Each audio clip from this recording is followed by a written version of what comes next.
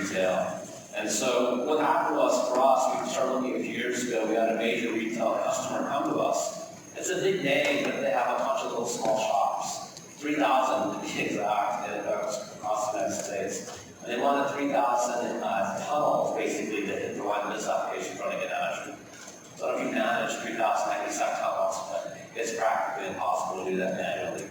And so that starts looking at large-scale VPN. My team is called the hybrid team because we do work on connectivity solutions. We do believe there will be assets left on premises, and so we focus on that, how we're going to look at that. So for us, you hear our mantra coming out of Azure about the intelligent cloud, the intelligent edge, and that's very important for us. So there are things running in the cloud, the line of business applications, mission critical, moving to the cloud, and there's the edge. And the edge is kind of a new territory. We're looking at that from edge computing, multi-access edge compute as well, looking at 5G, private 5G. More importantly for this talk, we're really looking at SD-WAN. How do we help large-scale VPN? How do we help these customers come into the cloud? And I want to give you some the background for this and how we thought about this. We knew that SD-WAN was kind of the latest buzzword hitting the enterprise. The enterprises are looking to re-architect their networks now, and SD-WAN was part of that funding proposal. It had to be there, right? So how do you think about the network? What's changed over the past 10 years? And really the fundamental change that we saw was Office 365.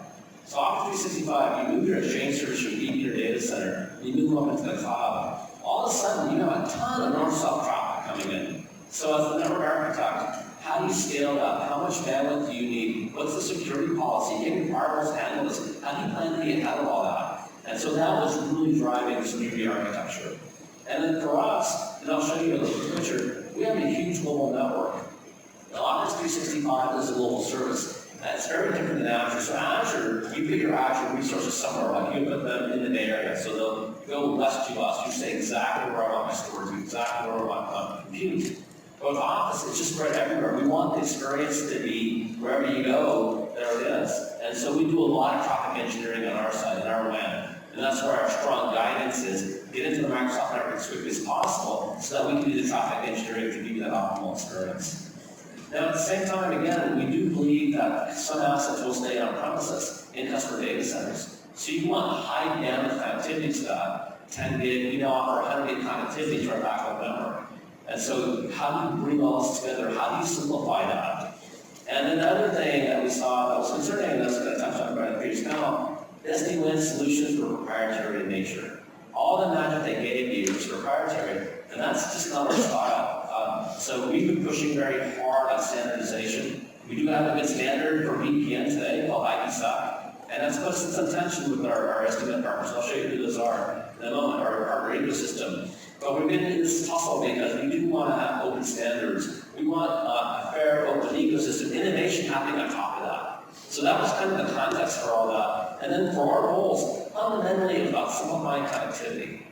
We don't want the network to be in the way of cloud adoption, because that would hurt our business. So how do we simplify that connectivity? So you have private connectivity, you have internet connectivity. Managing IPsec is challenging. There's no about that. I mean, I run this, I see the support costs for running our VPN business, and it's pretty high.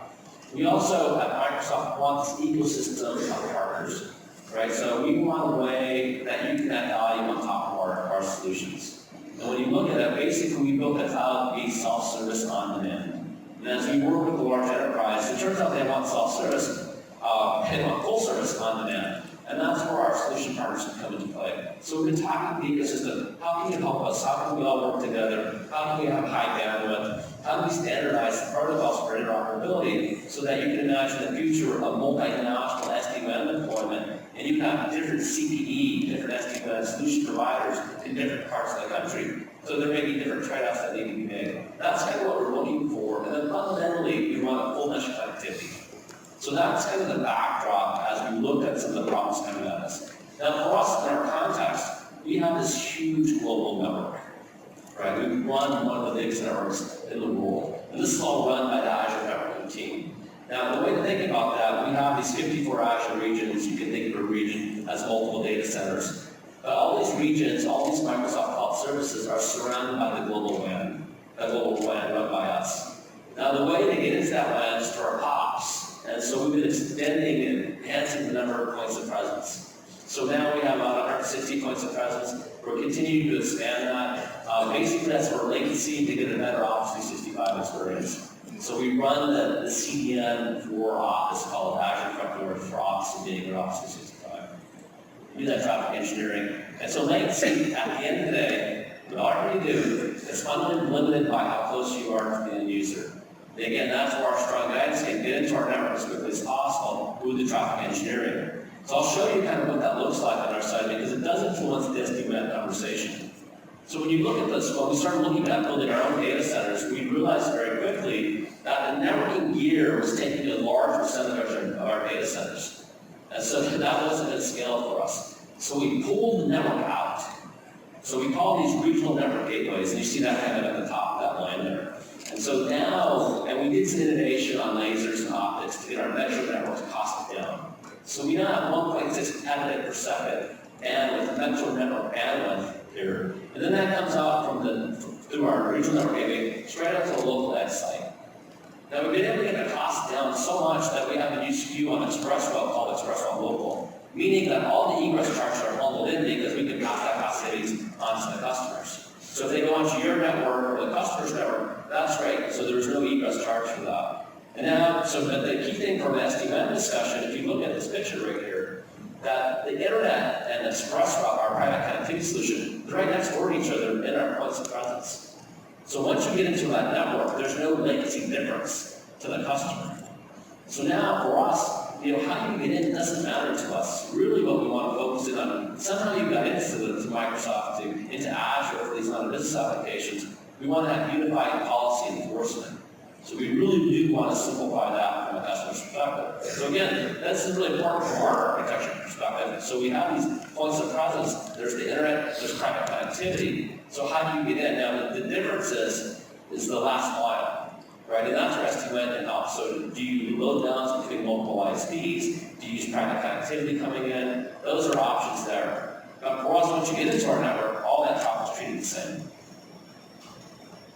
So this is what we've come up with Azure Virtual WAN. So again, our objective was not load balancing. Our objective really was having this full mesh connectivity. So these branch offices here, they can use the internet. So we don't assume every branch office will have MPLS.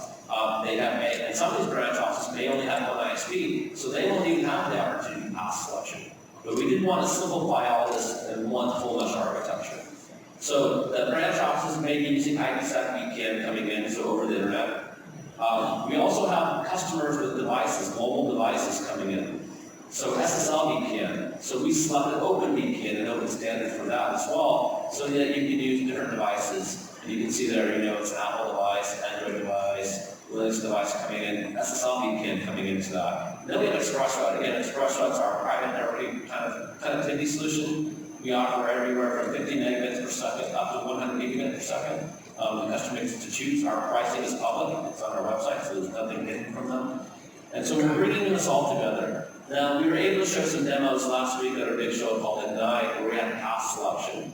So we had Barracuda, one of our partners, doing path selection across 2 ISPs. We had Fortinet, a new partner of ours, doing path selection between the internet and ExpressRoute. But really, what we're trying to do is create this full mesh architecture. So as things stay in the data centers, and some things will, you have this big topology now. So the branch offices may need to get into the data center. And you may still need high bandwidth connectivity. So 10 gig, 100 gig, what have you there. And if you look across the world, private Ethernet is really inexpensive. And so we're seeing big pickup of this as private Ethernet for the data centers. So again, bringing this all together. Now the thing is, once you bring this all together, the most important thing is not how the traffic got in to us. The most important thing is doing uniform policy enforcement.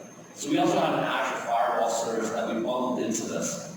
So now you can have policy enforcement on top of this. And again, our guidance on Office 365 is to get into the Microsoft app as quickly as possible. So you want local breakout. So even if you're using MPLS for your Office traffic, you should get out there as quickly as possible. All the Office traffic is encrypted, it's secure by design. So that's what we're trying to bring all together, this kind of thing, and also do it with partners. So it's very important to us that we have these SD-WAN partners with us. So again, when we look at this, if you have hundreds or thousands branch sites, It's too hard to manage manually these IPsec tunnels. But then on our side, we have an API. So we have a simple API our SD-WAN partners can call. SD-WAN partners are really good at understanding the logistics for all the branches. IP subnets based on the branches, how to set up IPsec tunnels. And so then they can call this API and automatically establish all these tunnels. So this is what we've been pushing pretty hard with our SD-WAN partners. How do you handle large-scale VPN? How do you take advantage of path selection for SD-WAN? How do you incorporate private connectivity? Then how do you enable full mesh connectivity? And that's what we've been pushing really hard. And again, we've been in some tension with our partners over this because we're pushing really hard to standardize IPsec. It's a known standard. Everybody knows how to debug IPsec. And we have a lot of debugging tools around IPsec. So we do want a standardized approach to this, a fair open ecosystem, and everybody competing on top of that. And we've been able to do that successfully with ExpressRoute. If you look at ExpressRoute with private connectivity, everything facing the partner and the customer standard. It's BGP, VLANs, Q&Q, things like that. For us, proprietary side on the Microsoft side, it's how we on-demand program the routers. The SD-WAN capability, or SDN capabilities of programming routers. That's how we differentiate ourselves to have on-demand connectivity. But it's a fair open ecosystem, which allows innovation. Because now our partners can have different SLAs, different business models, and customer choice. And that's really what we drive for. So let me go a little bit deeper to show you now as we bring that all together in a topology. So now the first thing we've announced now is full mesh connectivity. So we have specific Azure regions. So imagine West US, East US, maybe you're picking a region in Europe, right? So bringing that all together and bringing that all so now you're virtualizing that entire WAN. And so again, we don't do last mile, we don't do spectrum, so we're dependent on our network carrier partners to bring us that traffic. And so there's a lot of partnership opportunities moving forward. Now, if you start looking at the flows, the first thing is you may have IPsec connectivity coming over the internet to get to your line of business application running in a virtual network. Virtual network for us is basically the customer brings their private IP address based RFC next to.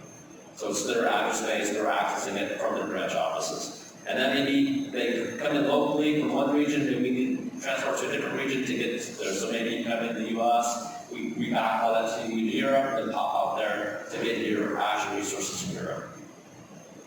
The next thing is that you may want to use private connectivity for your big data centers, but in your branches. And your branches may need to get a line of this application that's staying behind in the data center. So in that case, on the right side of region 2, you see us using IPsec to get on the internet. Then I use a 10 gig ExpressRoute circuit to get to my data center. So again, just bringing this all together so it doesn't matter anymore where anything lives. We've now brought it all together with full mesh connectivity and then with the policy enforcement on top of that. So here you can see we may have virtual network running in Azure. Those virtual networks may be in the same region, they may be in different regions. We really want that all to disappear from a customer perspective. The only thing you cannot hide is latency. Latency, again, is fundamentally about the distance that the compute resides from each other or from the end users. So that's kind of what we're driving, and then you see here the people. Again, you have people, most people have people, using your devices, so SSL VPN, using OpenVPN. Again, all doing standardized protocols, coming in, getting path selection, trying to simplify the complexity overall of how we bring this all together. Now, what this enables here is now we have a global transit architecture using the Azure Virtual WAN. But again, this is not done by us. We run this high-level service, but we work with our partners and our partner ecosystem. And because we select IPsec, our partner ecosystem includes the SD-WAN, the new SD-WAN providers, but also includes the traditional VPN providers. So if you just have IPsec, then you can be part of this ecosystem and coming in. Because there's a whole lot of VPNs deployed, and customers still using IPsec VPN. And so we want those. We don't want everything to be a greenfield type of deployment. And so we're partnering with everybody you can see here. And so we have a bunch that we did demos last week with. We have you coming in, and you can see the open nature of Microsoft here. Right? So the new partner here is Cloud and the VMware company. And so we gave a demo last week as well. So if you're a full VMware shop, you can use Velo on-premises coming into Azure, have Azure VMware services. Again, fundamentally, how we think about all this, how do we solve the customer problem? So this is kind of the CPE side. But again, how do you bring this all together? So we have a new program called the Managed Service Provider Program. How do we help these are going to be mutual customers among us, giving you an opportunity to add value on top of what we do. So again, we do self-service. The customer wants full service. There's an opportunity for you to come in and manage that. So you can actually be in the Azure subscription. You can add and manage or create Azure resources for the customer and manage that for them. So there's a huge value add opportunity. So whether you're a network carrier or just networking expertise or networking system integrator, and we find this all over the world, there's very few people that actually understand how to run a network. So there's SIs, global SIs that virtualize your applications, move it to the cloud, and nobody's really helping the customer run their virtual network topologies. How do you run the virtual network itself? How do you think about all that stuff? That's the opportunity, and that's what this MSP program is about. And so we've been working with the carriers, and so you can run this and you can add value on top of any of the Azure networking services by doing this. So it's very simple, and from our perspective, we don't even know that it's being managed. Right, so the customer gave you permission to be in their subscription, you're managing all that. So my key message here is that all the Azure revenue and Microsoft Cloud revenue is dependent on network carriers. We don't have last mile, we don't have Spectrum. So I spend most of my time thinking about how can I incentivize network carrier sales teams to offer value-added services to really solve these customer problems. So I'll be around later today, happy to talk to you about that. Thank you for inviting me to talk to you and give you our perspective on SD-WAN.